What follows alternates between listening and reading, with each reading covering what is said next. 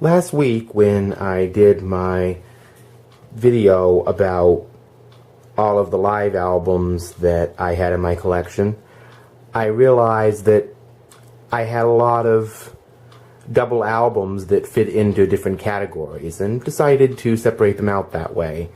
So here is my second volume of double albums, and these are all double albums that were studio-based recordings. There are 6 records presented here, all recorded from the decade spanning 1969 to 1979. And we're going to start out with the most recent of these purchases, a second American pressing of Tommy from the mid-70s. I never actually had this famous rock opera by The Who on CD or anything, but always wanted it on vinyl somehow. This is an MCA pressing. It says right on the label, this is a reprint of the Decca pressing. That's the back of the album. And when you open it up, you see various examples of the artwork. This is just a pretty standard American MCA label from the 70s, so I don't think I need to show you too much of that right now. The second is Layla.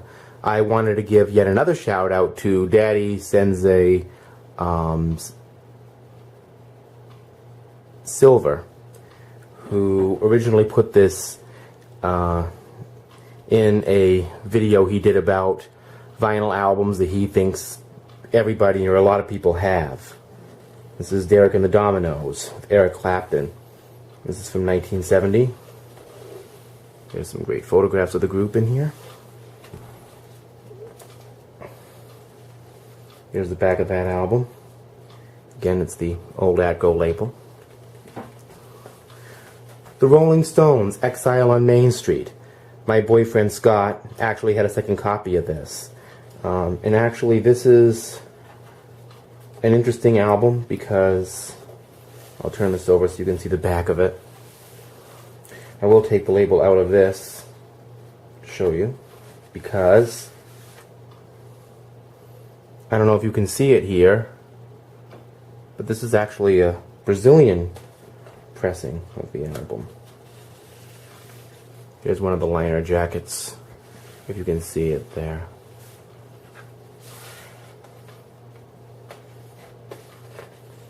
I don't actually think I have any Brazilian pressings on anything.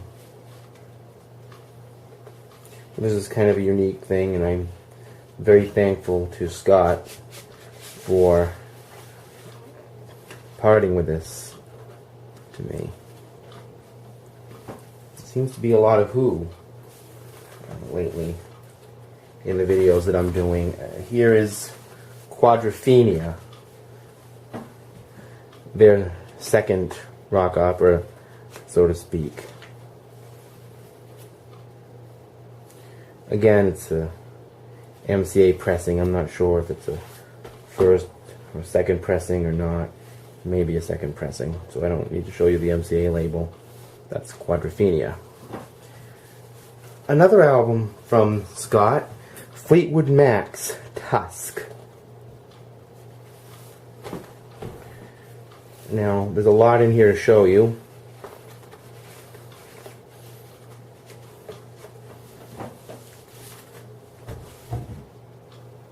So I'll take them out. This album comes with sleeves within sleeves. There's the group on one of the records. There's another photograph on the back. And inside it, there is yet another sleeve. That's the more famous portrait of them. And another portrait on the back. I think this is an interesting package design to have 2 inner sleeves. Maybe it's kind of safer. I don't know what's on this one. Same kind of photograph, only empty. Lindsay over in the corner there from the look of it.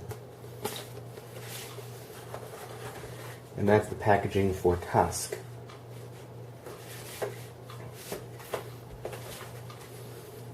Very unexpected album for Fleetwood Mac to do after Rumors. I don't know if this album is regarded very highly by some people. I'm sure some hardcore Fleetwood Mac fans love this, but Tusk and Sarah were very popular songs. I have a very interesting history with this album. I actually had it on CD originally. My mother and father always had the album on vinyl, but the reason I got this on vinyl is my CD ended up getting displaced from its case, and I still haven't found it all. Anybody who were aware of Stevie Wonder or this album, some light, you can see the braille on the cover. Here, that was Talking Book too, actually.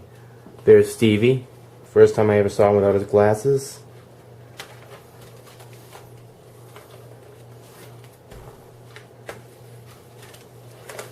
Actually, there's lyrics in here and everything. And some kind of nice, colorful artwork that I'll show you. My CD doesn't actually have any of that either, so maybe it's kind of nice to have it. This is actually a soundtrack for a very interesting documentary I get to see on YouTube eventually about plant communication and if plants talk to each other. And it's a very unusual album for Stevie. It has a lot of world music influences. I suppose you might call it proto-new age. But his career was never quite the same after this, even in the 1980s. Some people thought he'd gone too far. I just thought this is exactly where he needed to go. Stevie Wonder has always been such a humane figure, and this album just found him being humane to plant life. So these are the studio double albums that I own. I don't know if there'll be any more. There's been some controversy of late about vinyl records in the home and not having enough space.